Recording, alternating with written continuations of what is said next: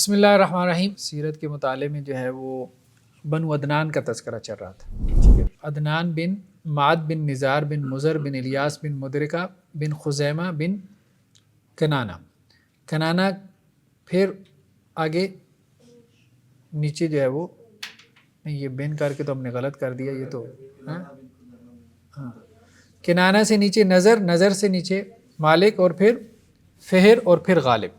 یہاں تک ہم پہنچ گئے تھے میرے خیال میں، یہ سارے ہم نے ڈسکس کر لیے ہیں۔ ہاں، یہ غالب تک پہنچ گئے تھے، اور بلکہ اس سے آگے بھی ہم نے غالب کے بیٹے پھر لوئی کے بیٹے پھر کعب تھے، کعب کے بیٹے پھر آگے مرہ، عدی اور حسیس۔ بنو عدی یہاں سے علیحدہ ہو گئے، یہ بھی ہم نے پڑھ لیے تھے بنو عدی۔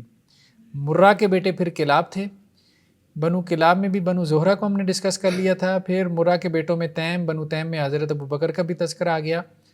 پھر مرہ میں بنو مخزوم کا ذکر نہیں آیا، ان کا ذکر نہیں آیا میرے خیال میں۔ بنو مخزوم جو ہے نا، یہ ابو جہل کا قبیلہ تھا، ٹھیک ہے۔ تو ان کے اب مرہ کے بیٹے تھے یکزا کے بیٹے مخزوم، یہاں سے بنو مخزوم بنے۔ مخزوم کے بیٹے عمر، پھر ان کے بیٹے عبداللہ، پھر ان کے بیٹے مغیرہ کے بیٹے ولید بن مغیرہ بڑی شخصیت تھی، سیرت کی کتابوں میں نا اس کا نام آتا ہے، اس کا تعلق بنو مخزوم سے تھا۔ آپ صلی اللہ علیہ وسلم پہ ایمان نہیں لے کے آئے۔ یہ جو ہے وہ ولید بن مغیرہ جو ہے، یہ حضرت خالد بن ولید کے والد تھے۔ تو ولید بن مغیرہ تو ایمان نہیں لائے، لیکن حضرت خالد بن ولید جو ہے وہ ایمان لے آئے تھے۔ ہاں، ہشام جو ہے نا، یہ بھائی تھا ولید کا، ٹھیک ہے۔ تو ہشام کے بیٹے کا نام عمر تھا، یہ عمر بن ہشام، یہ ابو جہل ہے، تو اصل میں اس کا نام جو ہے وہ عمر بن ہشام تھا۔ تو ولید بن مغیرہ یہ ایک بڑا تاجر تھا، اور اس کے بارے میں آتا ہے کہ ایام حج میں روزانہ 10 اونٹ ذبح کرتا تھا، مطلب سخی آدمی تھا۔ 606 میں خانہ کعبہ کی جو ہے وہ تعمیر ہوئی تھی، دوبارہ تعمیر، جس کا تذکرہ آگے آئے گا۔ یعنی آپ صلی اللہ علیہ وسلم کی نبوت سے پہلے، آپ کہہ لیں آپ صلی اللہ علیہ وسلم کی نبوت سے کوئی 5 سال پہلے، جب کہ آپ کی عمر کوئی 35 تھی، تب بیت اللہ کی دوبارہ تعمیر ہوئی تھی۔ اس کی وجہ یہ تھی کہ بیت اللہ ذرا نشیبی علاقے میں تھا، تو پانی چاروں طرف پہاڑ تھے، تو وہ پانی آ کے جمع ہو جاتا تھا۔ تو جو حضرت ابراہیم علیہ السلام نے تعمیر کیا تھا نا، تو وہ گر گیا تھا، اس کی بنیادیں گر رہی تھیں۔ تو اب وہ چاہتے تھے کہ بیت اللہ کو دوبارہ تعمیر کریں، تو یہ ڈرتے بھی تھے، کیونکہ یہ ابرہہ کا واقعہ دیکھ چکے تھے، وہ آگے آئے گا۔ تو اب اس میں ولید بن مغیرہ یہ وہ شخص تھا جس نے سب سے پہلے کدال ماری تھی، اور اس نے یہ کہہ کے کدال ماری کہ یا اللہ، آپ کو پتہ ہے کہ ہم ابرہہ کا لشکر نہیں ہے، مطلب ہماری نیت نیک ہے، ہم آپ کے گھر کو دوبارہ تعمیر کرنا چاہتے ہیں۔ تو ڈرتے ڈرتے اس نے کدال ماری تھی، اور اس نے قریش کو سمجھایا تھا کہ تمہاری نیت نیک ہے، ڈرنے کی ضرورت نہیں ہے، ہمیں دوبارہ تعمیر کرنا پڑے گا۔ تو آپ صلی اللہ علیہ وسلم کی عمر یہ 35 سال تھی، 606 میں یہ دوبارہ تعمیر ہوئی۔ تو اس نے سب سے زیادہ کنٹریبیوشن دی تھی اس میں بیت اللہ کی تعمیر کے لیے۔ بلکہ انہوں نے، عجیب یہ ہے کہ انہوں نے کمٹمنٹ کی تھی سب نے، قریش نے، کہ بیت اللہ کی تعمیر ہم نے حلال کی کمائی سے کرنی ہے۔ تو وہ حلال کی کمائی اتنی نہیں نکلی کہ پورا بیت اللہ تعمیر ہو سکتا۔ ہاں، وہ حتیم کا علاقہ اس لیے رہ گیا تھا، وہ آگے اس کا تذکرہ آئے گا۔ تو بہرحال انہوں نے اپنے دین کے معاملات علیحدہ رکھے ہوئے تھے سنبھال کے، جس طرح آج لوگوں نے رکھے۔ صحیح بات یہی ہے، دنیا اور دین میں فرق کیا ہوا ہے، تو انہوں نے بھی کیا ہوا تھا۔ مذہبی معاملات سارے حلال سے کرتے تھے، باقی جو مرضی کیے۔ ہمارے یہاں تو یہ نہیں ہے، ہمارے یہاں یہ بھی نہیں ہے۔ چلیں بہر ولید بن مغیرہ کے بارے میں آتا ہے کہ اسی نے حضرت ابو طالب کی طرف جو ہے وہ وفد بھیجا تھا، اور کہا تھا کہ آپ اپنے بھتیجے محمد صلی اللہ علیہ وسلم کو کہیں کہ کیا چاہیے، اگر تو انہیں مال و دولت چاہیے تو ان کے قدموں میں ڈھیر لگا دیتے ہیں۔ وہ جو 3 آفرز ہیں جو ہمیں سیرت کی کتابوں میں ملتی ہیں، اگر انہیں بادشاہت چاہیے تو تمام قبائل کا سردار مان لیتے ہیں، اور اگر انہیں کسی بڑے سردار کی بیٹی سے شادی کرنی ہے تو ہم وہ بھی کر دیتے ہیں، کوئی ایشو نہیں ہے، لیکن انہیں کہیں کہ ہمارے بتوں کو برا بھلا کہنے سے رک جائیں، تو مطلب ہمارے آباء و اجداد کا دین خراب نہ کریں۔ تو یہ ولید بن مغیرہ تھا جس نے وفد بھیجا تھا حضرت ابو طالب کی طرف، اور آپ صلی اللہ علیہ وسلم کو مطلب تبلیغ اسلام ترک کرنے کے لیے یہ آپ کہہ لیں لالچ کہہ لیں یا کچھ بھی کہہ لیں آفر کی تھی. اچھا اسی کے بارے میں آتا ہے، ولید بن مغیرہ کے بارے میں آتا ہے کہ یہ چونکہ بڑے سرداروں میں سے تھا قریش کے، اور بنو مخزوم میں بھی تھا، اور یہ سارے لڑاکے تھے، جیسے فائٹر پلینز ہوتے ہیں نا، تو یہ سارے وہ تھے قریش میں سے فائٹرز تھے.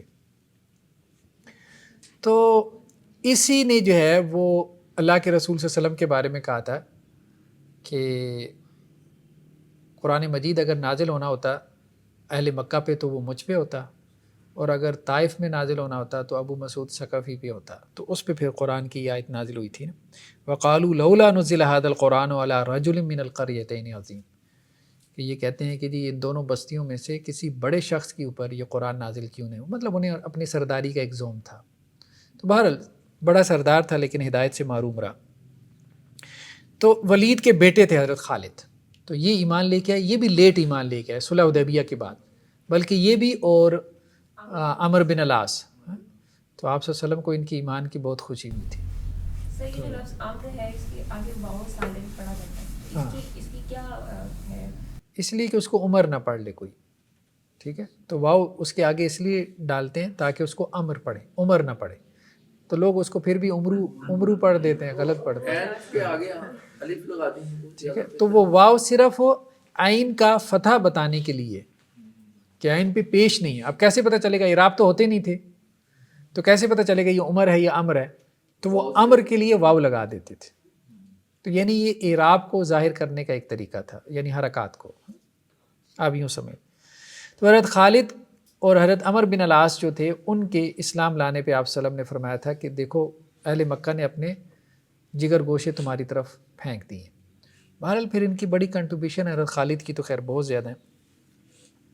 دوسرا جو تھا ابو جہل عمر بن ہشام، یہ خود تو خیر ایمان نہیں لایا، وہ تو ہمیں پتہ ہے، تو بدبختی میں ہی رہا، لیکن اس کا بیٹا ایمان لے آیا تھا اکرمہ. وہ اکرمہ جو ہے ان کا ایمان صحیح ہے. اور دوسرا اس کے جو بھائی تھے وہ بھی ایمان لے آئے تھے، ابو جہل کے جو بھائی تھے عیاش کے نام سے تھے، تو وہ بھی ایمان لے آئے تھے. ابو لہب جو تھا یہ ابو جہل کا بھائی تھا؟ نہیں ابو لہب تو آپ سلم کا چچا تھا نا، وہ آگے تذکرہ آئے گا، وہ آگے آئے گا تذکرہ. ابو لہب سگے چچا تھے؟ ہاں سگے چچا تھے ابو لہب جو ہے وہ سگے. اختلاف ہے؟ نہیں کوئی اختلاف نہیں، آگے آئے گا. ہاں ابھی تو ہم حضرت عبد المطلب تک پہنچیں گے نا، یہ سارا شجرہ نیچے تک جائے گا، سارا شجرہ ہی ہم کھول رہے ہیں. یہ والدہ کی طرف سے بھی سکے چچا تھے ابو لہب؟ نہیں والدہ کی طرف سے نہیں تھے، وہ ہم دیکھتے ہیں. حضرت عبد المطلب جو تھے نا آپ وسلم کے دادا، ان کی 6 بیویاں تھیں، ٹھیک ہے، وہ 6 سے آگے اولادیں ہیں، ٹھیک ہے، وہ 15 ہیں یا 12 ہیں یا 10 ہیں، وہ ہم دیکھتے ہیں، آگے چل کے دیکھتے ہیں. دوسرا جو ہے وہ ہمارے پاس یہاں قاب سے ہی یہ حسیس اور ان کے بیٹے عمر، اور پھر عمر کے پھر آگے جو ہے وہ سہم، یہاں سے بنو سہم شروع ہوئی ہے. بنو سہم بھی ایک بڑا قبیلہ تھا جس کا تذکرہ ہمیں روایتوں میں ملتا ہے. ایک بنو مخزوم کا، یہ بنو مخزوم وہی ہے نا جنہوں نے بیٹی پیش کی تھی حضرت علی رضی اللہ عنہ کو، ٹھیک ہے. وہ روایتوں میں آتا ہے نا کہ حضرت فاطمہ رضی اللہ عنہ آپ صلی اللہ علیہ وسلم کے پاس آئیں اور کہنے لگیں کہ جی آپ اپنی بیٹیوں کے بارے میں غیرت کا اظہار نہیں کرتے، ٹھیک ہے. تو حضرت علی کو تو جو ہے وہ رشتے پیش کیے جا رہے ہیں، ٹھیک ہے، اور وہ رغبت بھی رکھتے ہیں سیکنڈ میرج کی، دوسری شادی کی. تو وہ ان کے خاندان سے تھا، بنو مخزوم سے، ابو جہل کا خاندان تھا. تو ایسا نہیں تھا کہ وہ کوئی کافر عورت تھی، ظاہری بات ہے ان میں بھی مسلمان ہو گئے تھے، جیسے اکرمہ مسلمان ہو گیا، ابو جہل کے بھائی مسلمان ہو گئے تھے.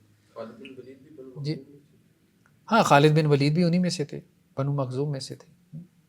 تو وہ جو یہ ان کا معاملہ تھا کہ اللہ کے رسول صلی اللہ علیہ وسلم نے پھر اس پہ خطبہ دیا تھا نا، اور کہا تھا کہ میں علی کو منع نہیں کرتا کہ وہ دوسری شادی نہ کریں، ظاہری بات ہے ایک چیز حلال ہے تو میں اس کو حرام نہیں کر رہا، لیکن میں یہ ضرور کرتا ہوں کہ علی پہلے میری بیٹی کو طلاق دے اور پھر دوسری شادی بے شک کر لے رضی اللہ. تو یعنی آپ صلی اللہ علیہ وسلم نے اس کو پسند نہیں کیا. خیر بہرحال وہ روایتوں میں اور بھی چیزیں آتی ہیں، بعد میں یہ بھی ہے کہ آپ صلی اللہ علیہ وسلم فرمایا کہ اس سے میری بیٹی کا دین خطرے میں پڑ جائے گا. تو باقی میں حلال کو حرام نہیں کرتا، لیکن یہ ایک ان کا ڈیسیژن ہے سیکنڈ میرج، اور یہ ہمارا ڈیسیژن ہے. مطلب اللہ نے ہمیں اس کی اجازت دی ہے کہ ہماری بیٹی ان کے یہاں رہے یا نہ رہے پھر وہ ہمارا فیصلہ ہے، تو وہ پھر ہم لے لیں گے۔ عبداللہ بن حذافہ، ان کا تذکرہ ہمیں ملتا ہے، یہ بھی اسی قبیلے سے تعلق رکھتے تھے، بنو سام سے۔ عبداللہ بن حذافہ یہ وہ ہے نا کہ جن کو آپ صلی اللہ علیہ وسلم نے جو ہے وہ 6 ہجری میں کسریٰ کی طرف خط دے کے بھیجا تھا، وہ جو خطوط بھیجے تھے نا، یہ عبداللہ بن حذافہ یہ بنو سام سے تعلق رکھتے تھے۔ تو کسریٰ نے جب جو ہے وہ خط پڑھا اور اس میں دیکھا کہ اللہ کے رسول صلی اللہ علیہ وسلم کا نام اس کے نام سے پہلے ہے، تو اس نے وہ خط پھاڑ دیا تھا نا، یہ ہمیں روایتوں میں ملتا ہے۔ اور حضرت حذافہ کو خیر بہرحال اس نے دربار سے نکال دیا، قتل نہیں کیا، کیونکہ سفیر کا قتل اس وقت جنگ شمار ہوتا تھا۔ تو یہ پھر جو ہے نا وہ واپس آئے ہیں۔ اور یمن میں پھر اس نے کیا کیا کہ اس کا گورنر تھا کسریٰ کا، بازان نام تھا اس کا، جو کہ یمن جو ہے اس وقت ایران کے تابع تھا۔ تو اس نے بازان کو کہا کہ کسی شخص نے مدینہ میں نبوت کا دعویٰ کیا ہے تو اس کو پکڑ کے میرے پاس لے آؤ۔ اب یہ اتنے طرے میں ہوتے تھے، یعنی خود اس نے اپنا بندہ نہیں بھیجا، اس نے اپنے گورنر کو کہا، اس نے گورنر نے بھی کیا کیا، 2 آدمی بھیجے مدینہ میں 2 آدمی بھیجے کہ پکڑ کے لے آؤ میرے پاس، ٹھیک ہے۔ ہاں، تو بازان جو ہے وہ اس نے آگے 2 بندے بھیجے، وہ آپ صلی اللہ علیہ وسلم کے پاس وہاں مدینہ میں گئے اور جا کے کہنے لگے کہ جی ہم تو آپ کو پکڑنے آئے ہیں، ٹھیک ہے۔ تو آپ صلی اللہ علیہ وسلم نے ان کی ساری بات سنی، تو آپ صلی اللہ علیہ وسلم فرمایا کہ کسریٰ کو اس کے بیٹے نے قتل کر دیا۔ وہ ان کے لیے ایک شاکنگ نیوز تھی، ٹھیک ہے۔ تو انہوں تو اور کچھ سمجھ میں نہیں آئی، تو وہ وہاں سے دوڑے اور وہ واپس آئے۔ انہوں نے بازان کو، یمن کا گورنر تھا کسریٰ، اس کو خبر دی، تو اس کو بھی شاک لگا، اور چند ہی دن نہیں گزرے تھے کہ اس کو خط مل گیا کسریٰ کے بیٹے کی طرف سے کہ میں نے اپنے باپ کو قتل کر دیا اور اب تم میرے جو ہے وہ باج گزار ہو۔ اس نے کہا اب تمہارے باج گزار بننے کی ضرورت کوئی نہیں ہے۔ وہ پھر ایمان لے آیا، وہ جو یمن کا گورنر تھا بازان، وہ ایمان لے آیا تھا۔ تو خیر ہم یہ بات کر رہے تھے 19 ہجری میں یہ جو عبداللہ بن حذافہ تھے، حضرت عمر رضی اللہ عنہ کے دور میں ان کا ایک اور واقعہ بڑا معروف ہوا کہ یہ پکڑے گئے تھے نا، رومیوں کے قید میں آ گئے تھے۔ تو اب جو شاہ روم تھا، جسے ہم قیصر کہتے تھے، قیصر روم، اس نے انہیں لالچ دیا نا نصرانیت کا، کیونکہ یہ اس وقت سپہ سالار تھے، وہ جو مقامی لشکر تھا اس کے لیڈر یہی تھے۔ اس نے کہا میں آپ کو آزاد کر دوں گا اگر آپ عیسائی بن جائیں۔ تو انہوں نے کہا یہ تو ممکن ہی نہیں ہے۔ تو اس نے ان کو صلیب پہ ٹانگا اور اپنے سپاہیوں سے کہا کہ تیر جو ہے نا ان کو مارنا نہیں ہے، دائیں بائیں مارو، ڈراؤ ان کو۔ تو انہوں نے خوب تیر مارے، مطلب سارے جانتے بوجھتے مس کیے نا کہ شاید یہ متزلزل ہو جائیں، لیکن وہ متزلزل نہیں ہوئی۔ پھر اس نے جو ہے وہ آگ کا جو ایک تیل کا کڑا جلایا اور اس میں ان کے 2 ساتھیوں کو پہلے ڈالا، تو شاید یہ اس میں جو ہے وہ ڈگمگا جائیں، لیکن پھر بھی وہ نہ ڈگمائے۔ پھر اس نے کہا کہ بھائی جتنے بھی قیدی ہیں نا ان کے سارے ڈال دو۔ تو اس پہ پھر وہ رو پڑے۔ وہ پھر قیصر نے کہا کہ اب شاید لگتا ہے کہ یہ ڈر گیا ہے، تو اس نے پھر کہا کہ لے آؤ میرے پاس، لے آؤ ان کو۔ تو وہ عبداللہ بن حذافہ کو جب قیصر کے پاس لایا گیا تو کہنے لگے روئے کیوں ہو؟ تو انہوں نے کہا میں تو اس بات پہ مطلب رو رہا تھا کہ اللہ نے ایک جان دی ہے، تو کاش کہ میری اتنی جانیں ہوتی جتنے میرے جسم کے بال ہیں، تو یہ بھی قربان ہو جاتی ہیں۔ تو وہ ان کی جرأت سے بہت متاثر ہوا، بہت زیادہ۔ تو وہ کہنے لگا میرے قریب لے کے آؤ۔ تو جب ان کو قریب لایا گیا تو کہتا ہے کہ قیصر نے کہا کہ میری ایک خواہش ہے، میرا بوسہ لے لو۔ تو مطلب میں نے ایسے لوگ دنیا میں نہیں دیکھے۔ تو وہ خیر بہرحال انہوں نے کہا کہ اس شرط پہ بوسہ لوں گا کہ تم ہمارے سارے قیدی چھوڑ دو۔ تو پھر انہوں نے اس کا بوسہ لیا۔ پھر وہ آئے حضرت عمر کے پاس آئے، تو پھر حضرت عمر کو سارا واقعہ سنایا۔ تو حضرت عمر نے کہا کہ بھائی سارے اٹھ کے ان کا بوسہ لیں۔ تو عبداللہ بن حذافہ، خیر یہ بھی ایک بڑی شخصیت ہے کہ ایک صحابی کے اگر ہم حالات زندگی پڑھیں تو اللہ نے ایک عجیب ہی شخصیت، ایک عجیب ہی مطلب سحر، ایک پرسنالٹی اور ان کی بہت۔ انہی میں سے عمر بن العاص بھی ہیں، بنو سہم میں سے، بہت جلیل القدر صحابہ میں سے ہیں، بلکہ فاتح مصر کہلاتے ہیں۔ مصر کی فتح میں جن 4 لوگوں کا بڑا کردار رہا ہے ان میں سے یہ عمر بن العاص ہیں۔ ہاں یہ ان کی تذکرہ آگے آ رہے ہیں۔ تو عمر بن العاص، ان کے بیٹے پھر عبداللہ بن عمر بن العاص، یہ بھی بعد میں ایمان لے آئے، یہ بھی جلیل القدر صحابہ میں سے تھے۔ نیکسٹ ہمارے پاس ہے، آگے ہم ادھر اگر آ جائیں بنو جمحہ کی طرف، تو بنو جمحہ جو ہیں یہ عمر کے بیٹے، ایک تو سہم تھے نا، سہم سے تو بنو سہم پیدا ہوئی ہے نا، پھر اس کے بعد جو ہے وہ بنو جمحہ پیدا ہوئی ہے۔ ان کے پاس جو ہے وہ یہ ڈپارٹمنٹ تھا، عربوں نے بہت سے ڈپارٹمنٹس بنا لیے تھے، یہ ہم آگے چل کے دیکھتے ہیں۔ قصی کی اولاد نے ایک مکہ کی کوئی ایک سٹی اسٹیٹ بنا لیا تھا نا، تو جیسے ہمارے یہاں ڈپارٹمنٹس ہوتے ہیں نا گورنمنٹ کے، تو بہت سے ڈپارٹمنٹس تھے، تو ان ڈپارٹمنٹ میں سے ایک ڈپارٹمنٹ جو ہے ان کے ہاں یہ پانسے کے تیر وغیرہ، یعنی بتوں کے سامنے جو ہے وہ تیر رکھے ہوتے تھے فال نکالنے کے لیے، جیسے ہمارے ہاں وہ بھاٹی میں وہ طوطا انہوں نے رکھا ہوتا ہے نا، وہ ایک خط نکالتا ہے اور اس میں آپ کی قسمت کے احوال بتاتا ہے، تو وہ اسی طرح سے بتوں کے سامنے انہوں نے تیر رکھے ہوتے جس پہ نام اور لا لکھا ہوتا تھا، یس اینڈ نو۔ تو وہ پانسے کے تیر وغیرہ جو ہے وہ جب کسی نے اپنی کوئی شادی کرنی ہوتی، سفر پہ جانا ہوتا، تو وہ آتا تھا اور وہ پھینکتے تھے اور اس میں سے ایک نکالتے تھے، نام لکھا ہوتا تھا تو بھائی یہ کام کر لو، لا لکھا ہوتا تھا تو نہ کرو، تو مطلب ایک ان کے یہاں استخارے کا آپ کہہ لیں ایک طریقہ تھا بتوں سے استخارہ کرنے کا۔ تو یہ جو ڈپارٹمنٹ تھا پانسوں کے تیروں کا، تو یہ بنو جمحہ کے پاس تھا۔ تو ان میں نیچے چل کے ہم دیکھتے ہیں حذافہ اور پھر وہب اور خلف اور امیہ بن خلف، یہ قریش کے سرداروں میں سے تھا اور آخر وقت تک آپ وسلم کی مخالفت میں رہا، بلکہ بدر میں مارا بھی گیا۔ ہاں، اس کے جو بیٹے تھے صفوان بن امیہ، یہ فتح مکہ پہ ایمان لے آئے تھے، صفوان ایمان لے آئے تھے۔ اس کے بعد ادھر ہم آ جائیں بنو قصی کی طرف، تو یعنی غالب، پھر ان کے بیٹے لوئی، پھر ان کے بیٹے کعب، کعب کے بیٹے مرہ کے بیٹے کلاب۔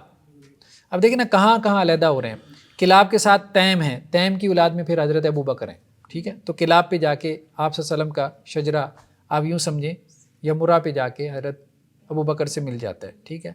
ادھر ہی آگے لائن میں آگے چلے جائیں گے تو بنو عدی ہیں جن سے حضرت عمر ہیں، تو یہ اس طرح سے آگے جو ہے وہ فیملی ٹری بن رہا ہے۔ تو کلاب میں پھر آگے بنو قصی ہیں، کہ قصی ایک مین شخصیت رہے ہیں، انہوں نے بڑا کام کیا۔ 300 سال تک جو ہے یہ بیت اللہ جو تھا یہ بنو خزاع کے پاس رہا۔ بنو خزاع فارنرز تھے، یہ یمنی تھے بنو خزاع بیسیکلی، دو رائیں ان کے بارے میں، زیادہ معروف رائے کہ یہ یمنی تھے، باہر سے آ کے انہوں نے بیت اللہ پہ قبضہ کر لیا تھا۔ عمر بن لحی جو ہے وہ یمن سے آیا تھا جس نے بت پرستی کو رواج دیا تھا، تو 300 سال تک انہوں نے بیت اللہ پہ قبضہ کیے رکھا۔ بعد میں یہ ہوا کہ بنو خزاع نے کیا کیا، ان کے ایک سردار تھے بنو خزاع کے، انہوں نے اپنی بیٹی دے دی قصی کو، اور قصی کو اپنا داماد بنا لیا۔ تو جب وہ بنو خزاع کے سردار کی وفات ہونے لگی تو اس نے کہا کہ یہ تو لوکلز ہیں، حق تو انہی کا بنتا ہے، اور اب تو دامادی کا بھی رشتہ ہے، تو اس نے اپنے داماد قصی کو کہا کہ میں نے بیت اللہ کی تولیت تمہیں دی، ٹھیک ہے۔ تو ابھی تک قریش کے پاس نہیں تھی، بنو خزاع کے پاس تھی۔ بنو خزاع قریش نہیں تھے، بلکہ عدنانی بھی نہیں تھے، اولاد ابراہیم میں سے بھی نہیں تھے، فارنرز تھے، 300 سال تک ان کے پاس چلا آ رہا تھا۔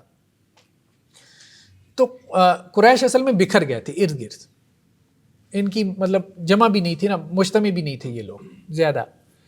تو اب اس نے اپنے داماد کو جب دے دی نا، تو بنو خزاع سارے بڑک اٹھے کہ یہ کیا بات ہے، اب 300 سال سے ان کے پاس تھا، تولیت ہمارے پاس رہنی چاہیے، چودراہٹ ساری بیت اللہ کی وجہ سے قائم تھی، تو وہ جنگ چھڑ گئی۔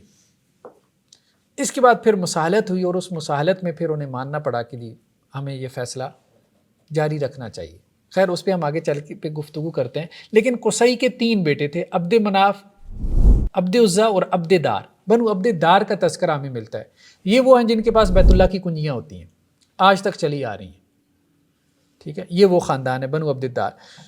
انہی میں جو ہے وہ مصعب بن عمیر صحابی کا تذکرہ ہمیں ملتا ہے،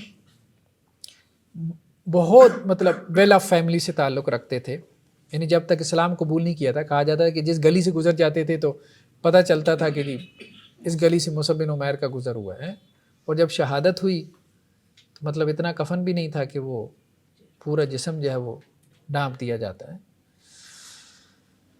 دوسرے جو تھے عبد العزا سے پھر آگے اسد، اور اسد سے پھر آگے خوائلد، اور پھر خوائلد سے آگے حضرت خدیجہ اور نوفل اور حزام اور عوام، یہ عوام جو ہے حضرت زبیر کے والد ہیں. ایک بنو اسد اوپر بھی ہیں اور ایک بنو اسد یہاں سے بھی شروع ہوتے ہیں. ٹھیک ہے, تو خدیجہ کا تعلق یہاں سے ہے. ٹھیک ہے, تو حضرت خدیجہ رضی اللہ عنہ مطلب ان کا تو ظاہری بات ہے کہ اسلام معروف ہے. یہ جو نوفل تھے ان کے ایک بیٹے تھے جن کو ورقہ بن نوفل کہتے ہیں. تو ورقہ بن نوفل کے بارے میں روایتوں میں ملتا ہے کہ حضرت خدیجہ رضی اللہ عنہ ان کے پاس جو ہے وہ لے کے گئی تھی اللہ کے رسول صلی اللہ علیہ وسلم کو. جب شروع میں آپ صلی اللہ علیہ وسلم کے اوپر وحی آئی تھی تو وہ آپ صلی اللہ علیہ وسلم کو ان کے پاس, تو انہوں نے دینی عیسائیت اختیار کر لی تھی. یہ بھی ورقہ بن نوفل بھی, اور ان کے ساتھ ایک اور صاحب کا تذکرہ ہمیں ملتا ہے کہ یہ دونوں لوگ جو ہے وہ عراق میں گئے تھے مطلب سچے دین کی تلاش میں. اس وقت تک آپ صلی اللہ علیہ وسلم نے نبوت کا اعلان نہیں کیا تھا, تو بت پرستی سے یہ بیزار تھے, تو یہ عراق میں گئے تھے کہ ہم یہ تلاش کریں کہ سچا دین کون سا ہے. تو وہاں سے یہ عیسائیت پھر لے کے آئے تھے, تو یہ عیسائی ہو گئے تھے. ویسے عیسائیت یہاں مکہ میں نہیں تھی, کرسچینٹی نہیں تھی, سارے بت پرستی تھے. حزام بن خویلد, یہ تو جنگ فجار میں مارے گئے تھے. جنگ فجار ہم نے کہا تھا کہ یہ ہوئی تھی ان کے درمیان, قریش کے درمیان اور یہ ثقیف اور حوازن کے درمیان, یعنی مکہ اور طائف کے لوگ آپس میں لڑے تھے جنگ فجار میں. یہ 4 جنگیں تھیں, سیریز آف وار تھی, چھوٹی چھوٹی وجوہات کے اوپر ہوئی تھی. تو وہ اور ہیں وہاں, وہ ان کا ایمان سے کوئی تعلق نہیں ہے, تو وہ حالت کفر میں ہی فوت ہوئی ہے. ٹھیک ہے, یعنی آپ یوں سمجھ لینا کہ یہ جو نوفل ہے نا, یہ تو خویلد کے بیٹے ہیں نا نوفل. ٹھیک ہے, اور دوسرے جو ہے وہ خویلد کے بھائی ہیں. ٹھیک ہے, یہ ورقہ بن نوفل تھے وہ ان کے چچا صاحب تھے یا بھتیجے تھے حضرت خدیجہ؟ آپ کہہ لیں کہ بھتیجے ہی بنتے تھے ایک اعتبار سے. تو یہ روایت میں آتا ہے وہ کہتی ہیں چچا, جو روایت میں نوفل ایک اور اوپر بھی ہے نا. ہاں اوپر ہی بھی ہے, نہیں وہ ان کی بات نہیں ہو رہی, وہ نہیں. ورقہ بن نوفل کو وہ عام روایت میں یہ لکھا جاتا ہے کہ وہ چچا کے پاس گئیں اور کہا کہ چچا یہ وہ عرب کہہ دیتے تھے, مطلب اس قسم کے الفاظ بول دیتے تھے, اس قسم کے الفاظ بول دیتے تھے. ورقہ بن نوفل کے بارے میں زیادہ معروف یہی ہے کہ وہ ایمان لے آئے تھے. تصدیق کر دی تھی. ہاں تصدیق کر دی تھی آپ صلی اللہ علیہ وسلم کی, موقع نہیں ملا ان کو. یہ بھی قول ہے کہ اگر میں زندہ رہا تو ہاں, اب مسئلہ یہ ہے نا کہ آپ صلی اللہ علیہ وسلم کو نبوت بعد میں ملی اور وہ اس سے پہلے چلے گئے, لیکن اس کو ہم کیا ایمان کنسیڈر کریں گے ان کے اس قول کو؟ تو میرے خیال میں یہ بات ٹھیک ہے کہ ان کے اس قول کو ایمان کنسیڈر کرنا چاہیے کہ انہوں نے یہ جو بات کہی کہ اگر میں اس وقت زندہ ہوا جب کہ آپ کی قوم آپ کو اپنے شہر سے نکالے گی تو میں آپ کی مدد کروں. نبوت کا اظہار تو پہلے وہی کے ساتھ ہی ہو جاتا ہے نا, تو یہ اپنے چچا کے بیٹے کے پاس جو بھی نوفل تھے وہ لے کے گئی تھی, تو انہوں نے یہ کہہ دیا تھا نا کہ ہاں وہ اعلان کی بات ہے نا, اعلان نبوت تو اصل میں پہلی نبوت کی کتنی دیر بعد اعلان نبوت کی اللہ کے نبی صلی اللہ علیہ وسلم؟ وہ تو پہلا وہی نا مکہ کے پہاڑ پہ ہوا تھا, تو اس کی اور پہلی وحی میں کتنا کوئی ہے تاریخ میں 3 سال تقریباً, 3 سال تک آپ صلی اللہ علیہ وسلم نے جو دعوت کا مرحلہ رکھا نا وہ خفیہ تھا, ہڈن دعوت تھی, پرسنل تھی. ٹھیک ہے, پرسنل دعوت تھی. کنسیڈر ورقہ بن نوفل جو ان کو بگنرز میں کہیں بھی کنسیڈر نہیں کیا جاتا, وہ بچوں میں حضرت عمر فاروق اور حضرت ابوبکر صدیق کا نام آتے ہیں. اب وہ اسی وجہ سے کچھ لوگوں نے کہا کہ انہوں نے کھل کے اظہار نہیں کیا اس بات کا, لیکن یہ ہے کہ آپ صلی اللہ علیہ وسلم نے بھی کھل کے ان کو دعوت نہیں دی. لیکن ابھی تو یہ کہ حضرت خدیجہ کسی مسئلے میں لے کے گئی ہیں کہ ہم مسئلے کو سمجھنا چاہتے ہیں, انڈرسٹینڈ کرنا چاہتے ہیں. ٹھیک ہے, مگر انہوں نے تصدیق کر دی. ہاں تصدیق کر دی. کچھ یہ بھی اعتراض کیا جاتا ہے نان مسلم کی طرف سے کہ آپ صلی اللہ علیہ وسلم کی نبوت کی تصدیق ہمارے یعنی کرسچینٹی کے بندے نے کی ہے, تو آپ کی نبوت اور ایسے نام کر کے اسٹیج پہ لگی ہوئی تھی, آپ کو تو پتہ ہی نہیں تھا. تو ورقہ بن نوفل جو کرسچینٹی کے تھے انہوں نے آپ صلی اللہ علیہ وسلم کی تصدیق کی, تو یہ اعتراض کیا جاتا ہے. اس کو مسٹر ڈاکٹر جواب دے سکتے ہیں کہ کیونکہ تب تک کرسچینٹی جو تھی وہ تھی اگر اصل حالت میں تھی تو وہ اصل امام تھا نا, اصل اسلام تو وہی تھا. ورقہ بن نوفل وغیرہ یہی لوگ تھے جو دین توحید پر تھے.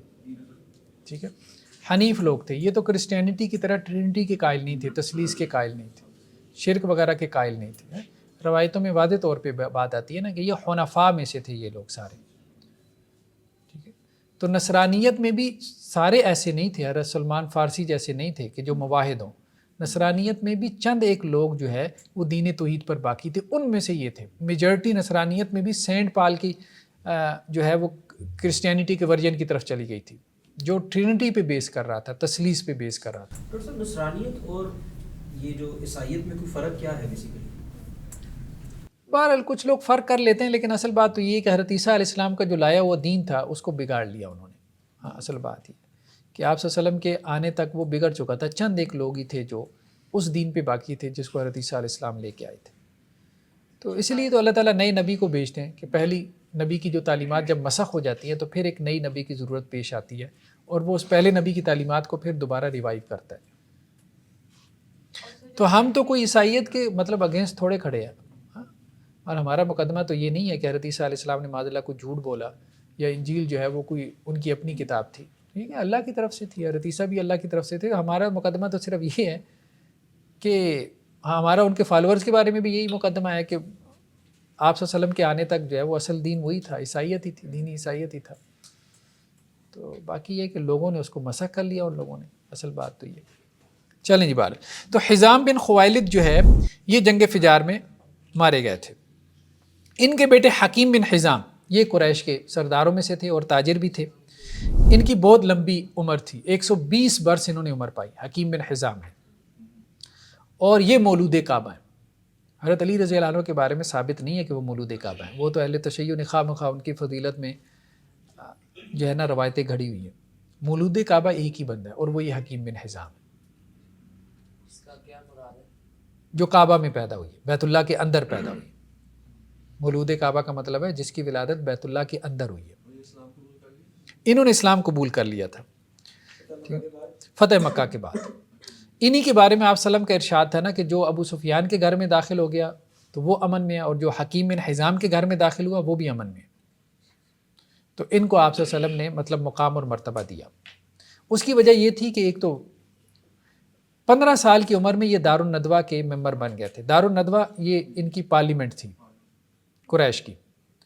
مکہ بیت اللہ کے بالکل سامنے جو ہے قصی نے ایک جو ہے وہ پارلیمنٹ بنائی تھی جہاں وہ بیٹھ کے فیصلے کرتے تھے۔ تو اس کے ویسے اس کا اصول یہ تھا کہ 40 سال سے پہلے کوئی ممبر نہیں بن سکتا تھا۔ یہ واحد تھے جو 15 سال کی عمر میں بنے، سمجھدار تھے، میچور بہت زیادہ تھے۔ تو شیب ابی طالب نے انہوں نے سپورٹ کیا تھا، اس کا میرے ذہن میں نہیں ہے ابھی۔ یہ وہ جو خوراک وغیرہ لے کے جاتے تھے حضرت خدیجہ کے، فتح، ہاں حضرت خدیجہ کے حوالے سے لے کے جاتے تھے، حکیم بن حزام، وہ شاب ابی طالب میں، ہاں وہ روایتوں میں ملتے ہیں۔ تو حضرت عوام یہ بھی جنگ فجار میں مارے گئے تھے، وہی جو اہل مکہ اور اہل طائف کے درمیان ہوئی تھی۔ تو ان کی جو بیوی تھی حضرت صفیہ، وہ آپ صلی اللہ علیہ وسلم کی پھوپھی تھی۔ تو حضرت زبیر اس لحاظ سے آپ صلی اللہ علیہ وسلم کے کزن تھے، پھوپھی ذات جو ہے وہ بھائی تھے۔ تو حضرت زبیر کے بارے میں آپ صلی اللہ علیہ وسلم کی وہ روایت ہمیں ملتی ہے نا کہ ہر نبی کا ایک حواری ہوتا ہے، اور میرا حواری زبیر ہے۔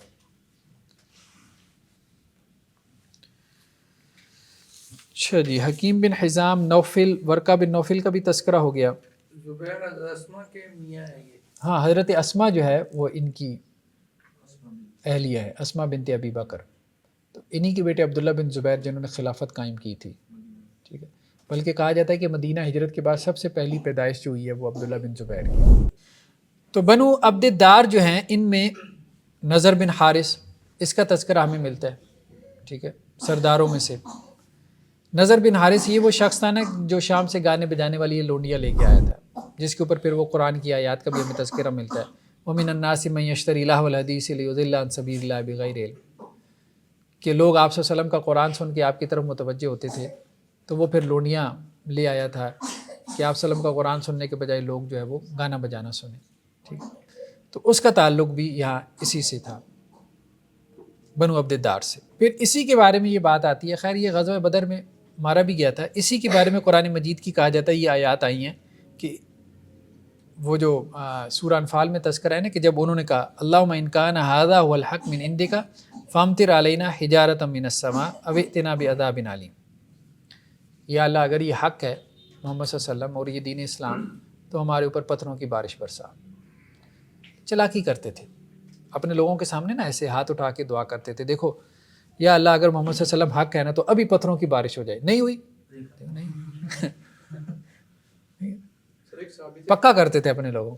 نضر بن حارث جو ہے یہ قریش مکہ کے بڑے سرداروں میں سے تھا, تو یہ وہ گانے بجانے والی لونڈیاں لے آیا تھا. بلکہ اس کے بارے میں یہ بھی آتا ہے سأل سائل بعذاب واقع, سوال کرنے والے نے سوال کیا ایک ایسے عذاب کا, ٹھیک ہے.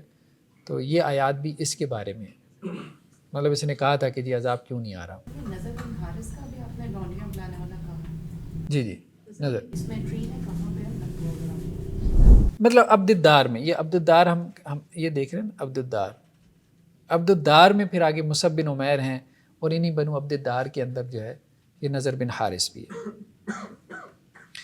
اور انہی میں بنو عبد الدار میں ایک اور شخصیت عثمان بن طلحہ جنہیں فتح مکہ کے موقع پہ آپ صلی اللہ علیہ وسلم نے جو ہے وہ چابیاں دی تھیں, بیت اللہ کی کنجیاں. اور بلکہ یہ بھی روایتوں میں آتا ہے نا کہ آپ ان کو دے دی ہیں تو آپ قیامت تک انہی کی اولاد میں رہیں گے, ٹھیک ہے. جو ان سے چھینے گا تو وہ ظلم کرے گا.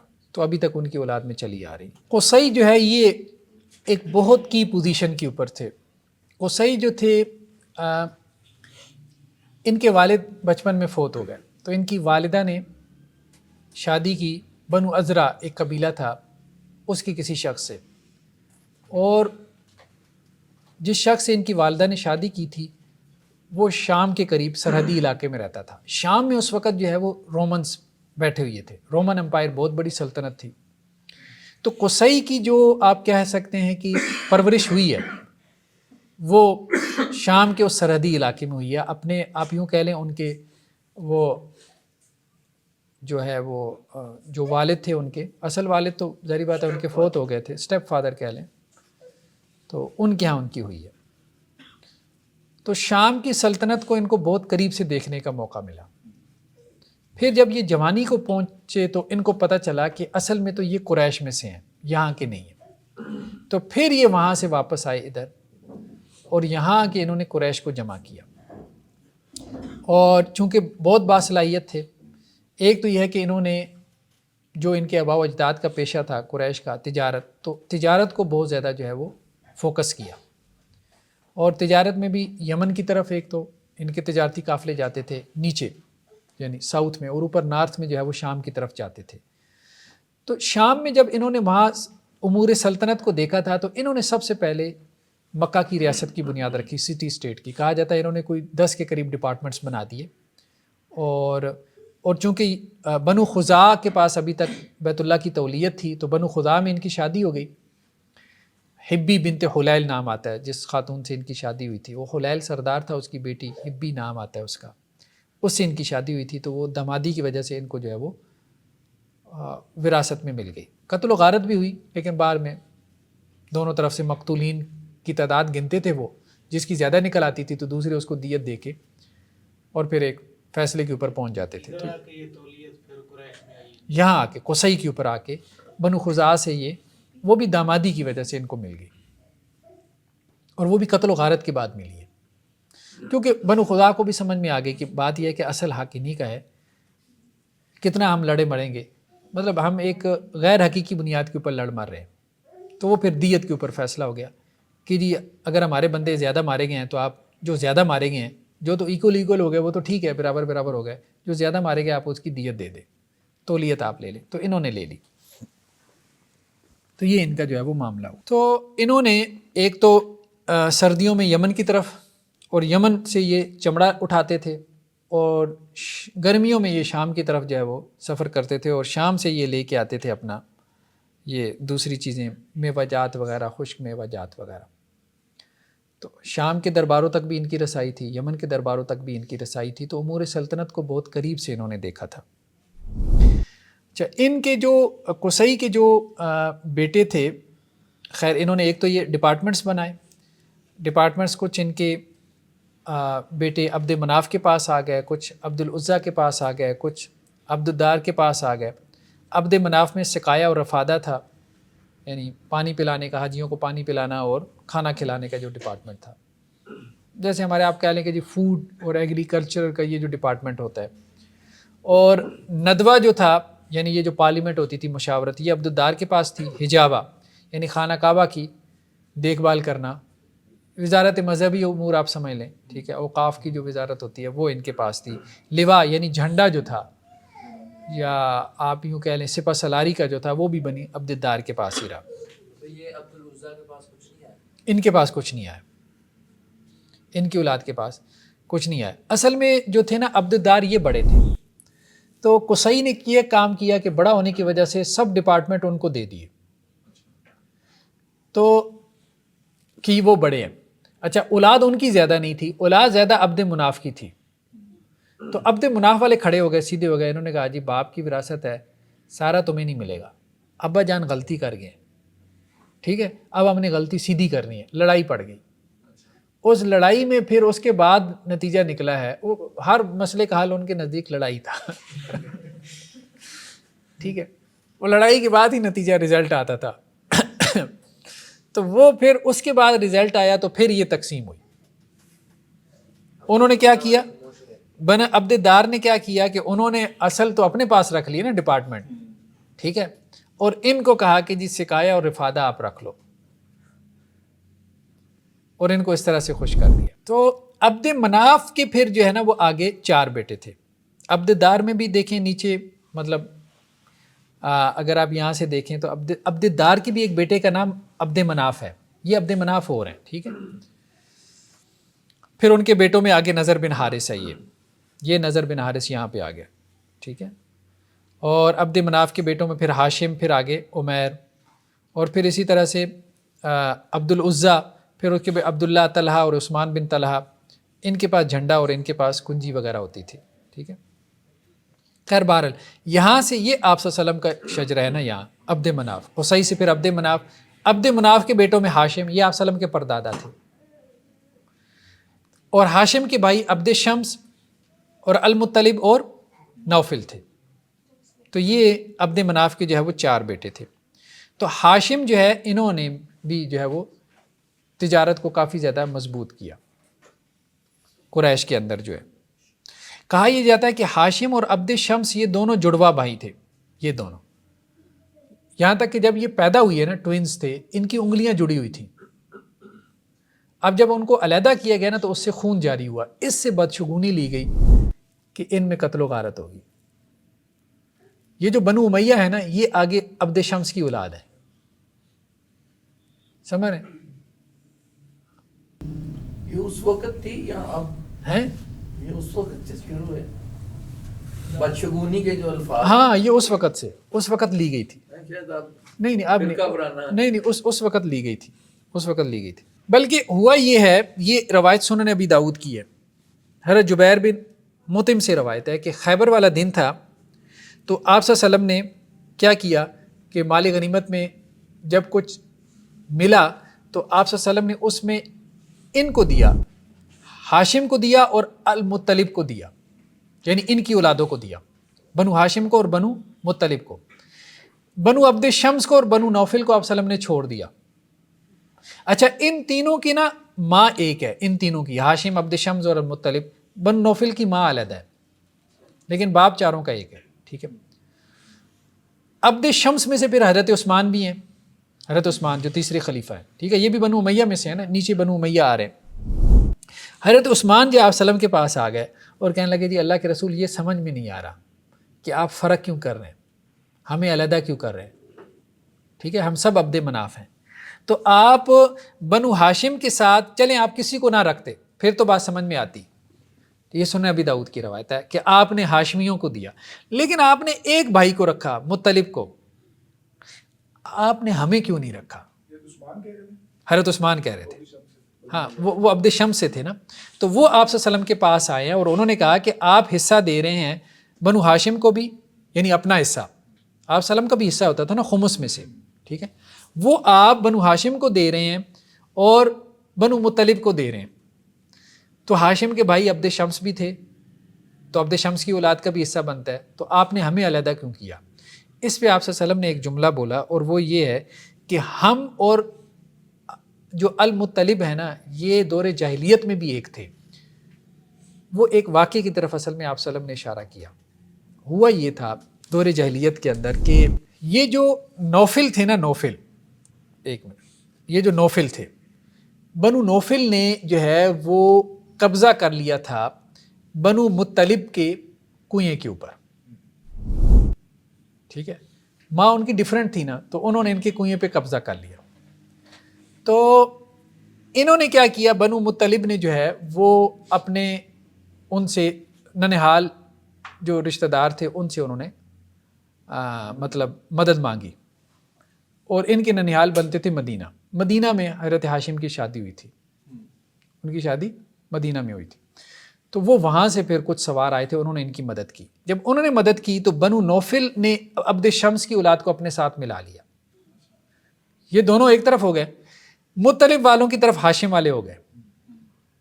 تو اس وقت سے ان کی آپس میں بن گئے اور ان کی آپس میں بگڑ گئے. وہ ایک کنویں کا جھگڑا تھا. تو اس لیے آپ صلی اللہ علیہ وسلم فرمایا کہ یہ دور جاہلیت میں ہم ایک ساتھ تھے اور یہ بعد میں علیحدہ ہوئی. جی دیکھیے جو مکی دور تھا اس میں بنو ہاشم پہ بڑی مشکلات آئیں اور شعیب ابی طالب پہ گئے، اس میں بھی بنو مطلب نے کوئی مدد کی. ہاں مدد کی، وہ نیچے آ رہی ہے. ہاں وہ بات وہ علیحدہ رہے. بنو عبد شمس آخر میں عام طور پہ آخر میں جا کے ایمان لائے. وہ ساتھ رہے بنو مطلب جو ہے، مطلب یہ ایک جیسے وہ عام طور پہ بھی خاندانوں میں بھی ہوتا ہے نا، دو بھائی ایک طرف ہوتے، دو ایسی تقسیم ہو جاتی ہے، خاندانوں میں بن جاتی ہے. تو ان کی بن گئی تھی آپس میں، یہ بنو مطلب کی. اچھا المطلب اور ہیں اور عبد المطلب اور ہیں. ہاں وہ اور جو المطلب ہیں ان کی کوئی پرومیننٹ کوئی شخصیت بنو مطلب میں جو ہے آگے چل کے ابھی نہیں، میرے پاس ابھی نہیں ہے، شجرہ میں نہیں آ رہا. تو اس کا مطلب ہے شیخ جو نبی صلی اللہ علیہ وسلم انہوں نے اسلام سے پہلے کی بھی جو بانڈ سے یا اسلام سے پہلے کی بھی جو ان کا لحاظ کیا، ان کا لحاظ، لیکن اپنا حصہ نا، اپنے حصے میں سے. باقی تو ظاہری بات ہے ایز اے سولجر جو ان کا بنتا تھا وہ تو ان کو مل ہی رہا تھا. اضافی کرام کیا، جیسے ہم لوگ ایک سوچتے ہیں کہ برے وقت میں بھی میرے ساتھ، ہاں برے وقت میں ہمارے ساتھ، ہاں ایسے ہی. تو انہوں نے ہاشم نے کیا کام کیا تھا کہ شام اپنے جو بیٹے تھے نا، یہ قصی نے اپنے بیٹوں کو تیار کیا تھا. تو ہاشم جو ہے یہ اوپر شام کی طرف جاتے تھے تجارت کے لیے، ٹھیک ہے. ہاشم جو تھے یہ شام میں تجارت کے لیے جاتے تھے، اور جو عبد شمس تھے یہ حبشہ کی طرف جاتے تھے. حبشہ نیچے تھا نا، یہ اگر آپ دیکھیں نا، یہ اوپر شام کی طرف جاتے تھے، سیریا، یہ اوپر سیریا سے اوپر وہ انقرہ تک جاتے تھے جسے ہم استنبول کہتے ہیں. عبد مناف کے جو بیٹے تھے وہ اوپر شام تک جاتے تھے، اور کچھ یہاں نیچے اکسوم کی سلطنت تھی، حبشہ میں آتے تھے. یہ عبد شمس ادھر آتے تھے حبشہ کی طرف. اور جو نوفل تھے یہ ایران کی طرف جاتے تھے. ایران یہاں سمندر کے راستے بھی جاتے تھے اور یہاں سے سیدھے بھی جاتے تھے. نوفل کی جو اولاد تھی. یہ شیخ جو تجارت تھی یہ کیوں خاندان، جو روٹ آپ سمجھ رہے ہیں یہ خاندانوں میں کیوں بڑھے ہوئے؟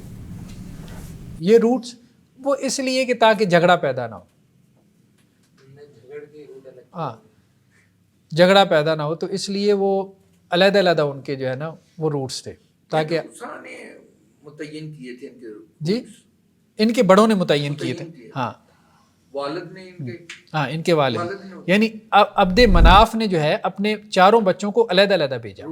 ہاشم کو جو ہے وہ شام اور روم، ٹھیک ہے، اور مطلب کو نیچے یمن، ان کو یمن کی طرف بھیجا، ان کو اوپر شام کی طرف بھیجا. عبد شمس کو جو ہے وہ روٹ دیا اپنا ایران کا، ٹھیک ہے، اور نوفل کو جو ہے وہ حبشہ کا. یعنی چاروں جو بڑی سلطنتیں تھیں اس وقت کی، ان تک ان کی ایکسیس تھی، رسائی تھی. یہ بہت عام چیز ہے. یہ عام اس لیے ہے کہ آپ دیکھیں گے کہ ہم یہ سمجھتے ہیں کہ شاید یہ کوئی بدو نکلے تھے اور انہوں نے رومن امپائر فتح کر لی، ایران فتح کر لیا. یہ سارے رستے ان کے دیکھے بالے تھے، بادشاہوں کے درباروں تک ان کی رسائی تھی. جیسے ایسٹ انڈیا کمپنی یہاں آئی ہے نا، ٹھیک ہے، اور آ کے اس نے سارے بر صغیر کا جائزہ لیا. انگریز تو بعد میں آ کے اس نے قبضہ کیا. تو ان کے آباؤ اجداد سے یہ پتہ نہیں کتنی پشتوں سے یہ چلے آ رہے تھے. یہ سارے روٹس جانتے تھے، ان کی جڑیں سب کو. ایسا تو نہیں ہے کہ آپ کو پتہ ہی نہیں کسی ملک کا کس طرف ہے اور آپ گھوڑوں پہ نکلے اور اس کو جا کے آپ نے فتح کر لیا. ایسا نہیں ہے، گراؤنڈ ریالٹی بہت بڑی موجود تھی. تو تجارتی رستوں کے ذریعے سے یہ اس ملک کے حالات سے، اس کے کلچر سے یہ واقف تھے، ان کی زبانوں سے واقف تھے، وہاں ان کے کانٹیکس تھے. پھر جب یہ لوگ نکلے اور ان کے لیے پھر وہ فتح آسان ہوئی. یہ مطلب گراؤنڈ ریالٹی جو ہے وہ موجود تھی. خیر بہرحال آگے ہم آ جائیں اس میں عبد مناف میں. ایک تو عبد المطلب ہیں، ہاشم کے بیٹے عبد المطلب ہیں، یہ آپ صلی اللہ علیہ وسلم کے دادا ہیں. ٹھیک ہے، ان کی طرف تو ہم بعد میں جاتے ہیں. پھر عبد شمس ہیں. یہ عبد شمس کے بیٹوں میں پھر امیہ، ربیہ اور عبد العزیٰ، اور امیہ کے بیٹوں میں پھر آگے حرب، اور حرب کے بیٹوں میں پھر آگے ابو سفیان، اور پھر یعنی آپ صلی اللہ علیہ وسلم کے آپ یوں کہہ لیں کہ جو دادا ہیں عبد المطلب، اس کے کزن ہیں امیہ. بنو امیہ کون ہے؟ آپ صلی اللہ علیہ وسلم کے دادا کے کزن ہیں. بہت دور کی رشتہ داری نہیں ہے، ان کی قریب کی رشتہ داری ہے. یعنی کہ آپ صلی اللہ علیہ وسلم کے والد کے چچا ہیں. ہاں، تو یہ معاویہ اور ابو سفیان یہ بنو امیہ میں سے نہیں ہے؟ بنو امیہ میں سے ہے نا. امیہ کے بیٹے حرب، حرب کے بیٹے ابو سفیان، ابو سفیان کے بیٹے معاویہ. ٹھیک ہے. امیہ کے جو ہے وہ بیٹوں میں پھر آگے ابو عمر ہے. ابو عمر کا بیٹا ابو معیط، یہ عقبہ بن ابی معیط، یہ بھی بڑے سرداروں میں سے تھا، یہ بھی ایمان نہیں لایا. ٹھیک ہے. ہاں، ولید بن عقبہ جو ہے یہ ایمان لے آئے تھے، یہ ایمان لے آئے تھے، لیکن ان کے بارے میں بھی کچھ الزامات ہیں کہ شراب وغیرہ پینا، لیکن حضرت عثمان رضی اللہ عنہ کے زمانے میں گورنر تھے. تو لیکن عقبہ بن ابی معیط جو ہے یہ ایمان نہیں لایا تھا. ٹھیک ہے. تو یہ آپ صلی اللہ علیہ وسلم کی عقبہ جو ہے وہ آپ صلی اللہ علیہ وسلم کی مجلس میں بیٹھا بھی کرتا تھا، آپ سے متاثر بھی تھا، بلکہ یہ بھی آتا ہے کہ اس نے آپ کو اپنے ولیمے کی دعوت پہ بلوایا. تو آپ نے فرمایا کہ دیکھو کلمہ اگر آپ پڑھ لو نا تو میں آ جاؤں گا، ورنہ میں نہیں آ سکتا. تو بعض روایتوں میں یہ ہے کہ اس نے پڑھ لیا تھا، لیکن جو اس کا دوست تھا امیہ بن خلف، جس کا آگے تذکرہ گزرا، تو اس نے اس کو غیرت دلائی اور اس نے اسے کہا کہ میں اس وقت تم سے راضی نہیں ہوں گا جب تک محمد صلی اللہ علیہ وسلم کے چہرے پہ تھوک کے نہ ہو. تو یہ اس خبیث حرکت پہ آمادہ ہو گیا پھر وہ دوستی بچانے کے لیے. تو اس لیے اس کے ایمان کا قول نہیں کیا جاتا، دل اس کا مائل ہو گیا تھا. اب یوں کہہ لیں تو بدر میں یہ مقتول ہوا، پھر بدر میں لڑنے کے لیے بھی آ گیا. تو مطلب یہ کہ کفر کے اوپر ہی مرا، اس میں کوئی شک نہیں ہے. باقی ایمان لایا تھا کہ نہیں لایا تھا اس میں دو رائے ہیں. بعض کہتے ہیں کہ لے آیا تھا، پھر مرتد ہو گیا یا کافر بن گیا، جو بھی ہے. بہرحال اسی کے بارے میں کہا جاتا ہے کہ قرآن کی یہ آیات ہیں، وَيَوْمَ يَعْضُ الظَّالِمُ عَلَىٰ يَدَيْهِ يَقُولُ يَا لَيْتَنِي اتَّخَذْتُ مَعَ الرَّسُولِ سَبِيلًا، کہ قیامت والے دن جو ہے ظالم اپنے ہاتھ کاٹے گا اور کہے گا کہ کاش میں نے رسول کو دوست بنایا ہوتا، فلاں کو اپنا دوست نہ بنایا ہوتا ہے. تو ولید بن عقبہ یہ شاعر تھے، یہ فتح مکہ کے موقع پہ جو ہے وہ ایمان لے کے آئے. دوسری طرف ہم دیکھیں امیہ کی اولاد میں ابو العاص ہیں. ابو العاص کے پھر بیٹے حکم ہیں. ٹھیک ہے. حکم کے بیٹے پھر مروان، یہ مروان بن حکم بہت معروف ہوئی ہے. ٹھیک ہے. جو بنو امیہ کے آپ کہہ لیں کہ جی خلفاء میں سے ہیں. تو مروان بن حکم 2 ہجری یا 4 ہجری میں ان کی پیدائش ہوئی. بعض ان کو صحابی لکھتے ہیں، بعض نہیں لکھتے. جو نہیں لکھتے وہ کہتے ہیں کہ جی یہ طائف چلے گئے تھے اپنے چچا والد کے ساتھ، وہاں منتقل ہو گئے تھے، تو آپ صلی اللہ علیہ وسلم کو انہوں نے نہیں دیکھا. بہرحال لیکن یہ ہے کہ اگر 2 ہجری میں پیدائش ہوئی ہے تو آپ صلی اللہ علیہ وسلم کی وفات کے وقت ان کی عمر کوئی 8-9 سال تھی.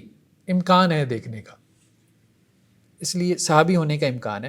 باقی یہ ہے کہ شیعہ کے جو ائمہ میں سے علی زین العابدین ہے وہ ان سے روایت کرتے ہیں، روایت لیتے ہیں مروان سے، اور یہ صحیح بخاری میں بھی موجود ہے.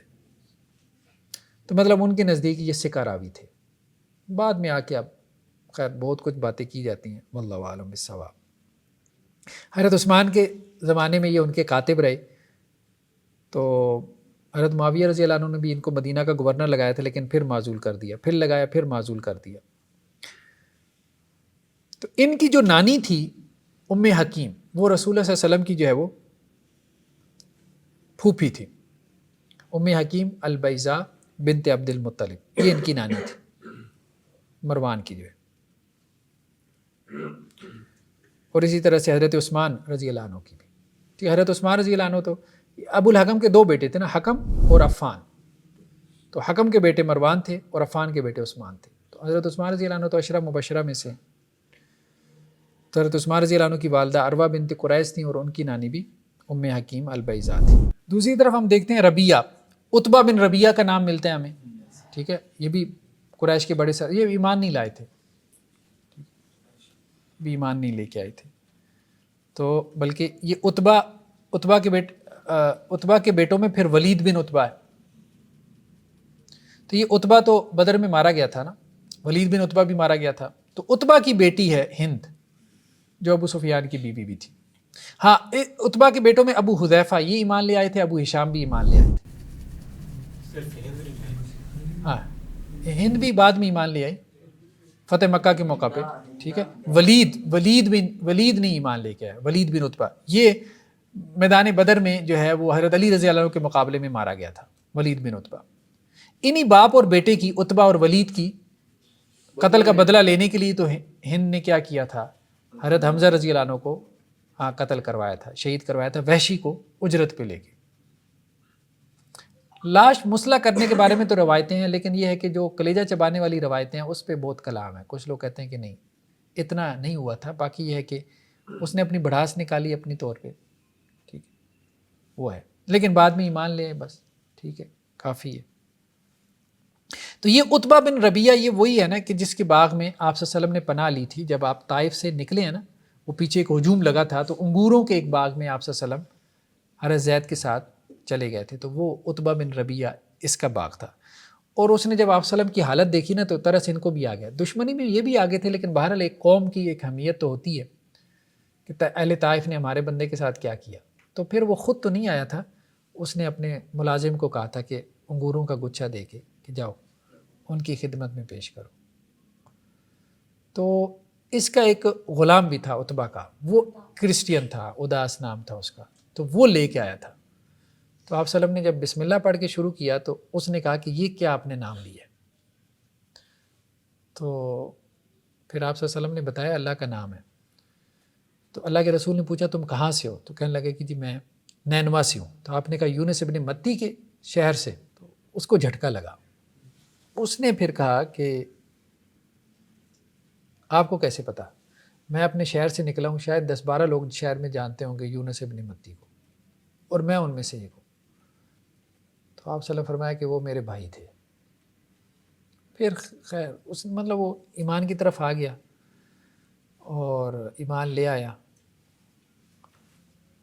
لیکن وہ عتبہ وغیرہ نے اس کو بڑکایا بھی کہ دیکھو محمد صلی اللہ علیہ وسلم کی باتوں میں نہ آ جانا، یہ وہ فلاں. خیر تو ہم یہ بات کر رہے تھے کہ امیہ ایک تو ان کے بیٹوں میں یہ حرب تھے، پھر ابو سفیان، پھر معاویہ، پھر اس کے بعد ابو عمر، پھر ابو معیط اور عقبہ.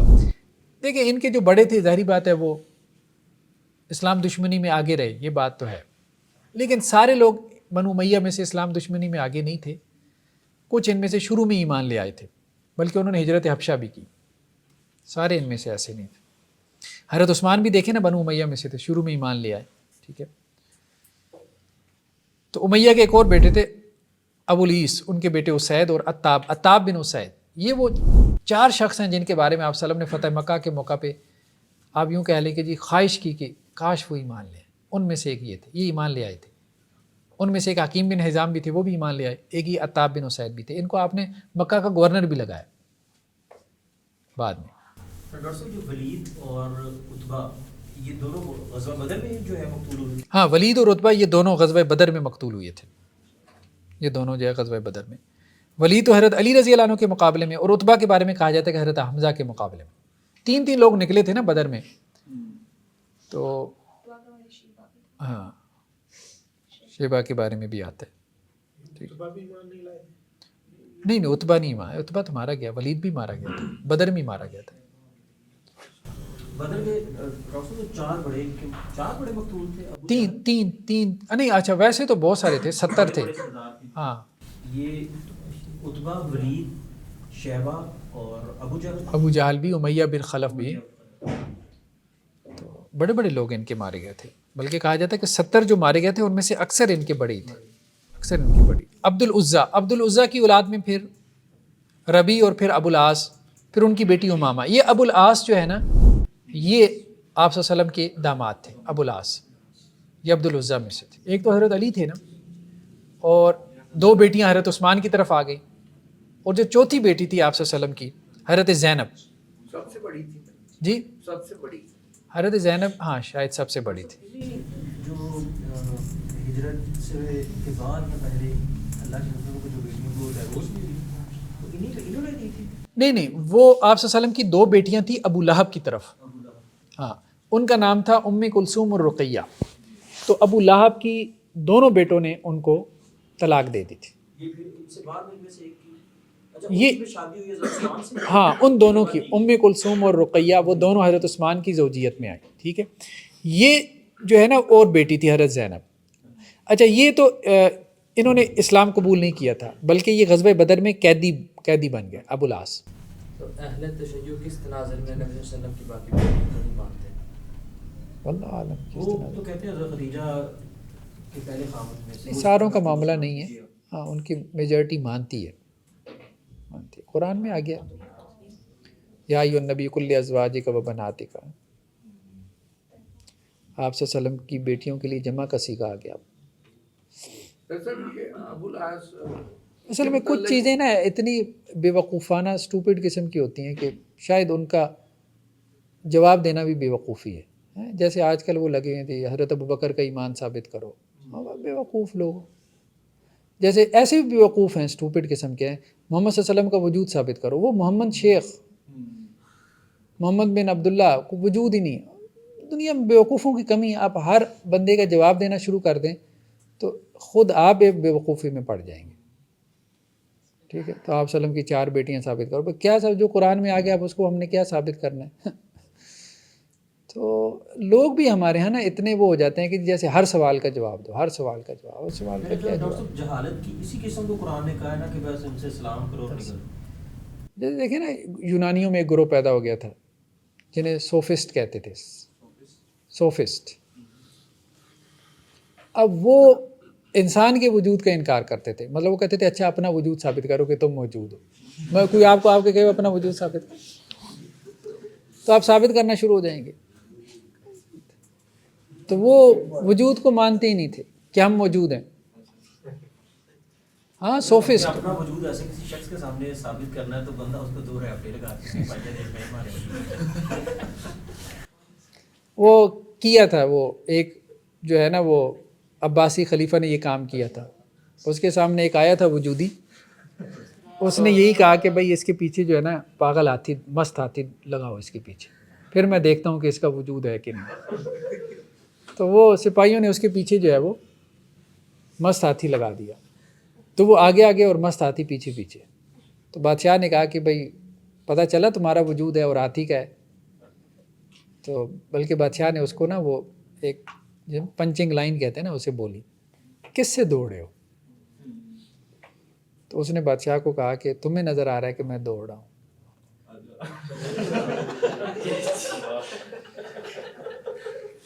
مطلب تمہیں لگ رہا ہے کہ میں دوڑ رہا ہوں، جب میں ہوں ہی نہیں تو کون دوڑ رہا ہے، کس سے دوڑ رہا ہے؟ میں بادشاہ ہوتا میں کہتا مجھے یہ بھی لگ رہا ہے کہ تمہیں سانس چڑھا ہوا ہے. ابو العاص نبی کی وہی تو بات ہے جن کی تعریف کی تھی. ہاں ابو العاص وہی تھے جن کی آپ صلی اللہ علیہ وسلم نے تعریف کی تھی. اور ان کی یہ جو بیٹی ہے نا امامہ، تو روایتوں میں آتا ہے کہ آپ صلی اللہ علیہ وسلم ان کو کندھے پہ بٹھا کے نماز کروایا کرتے تھے. چلیں جی، سبحانک اللہم و بحمدک نشہد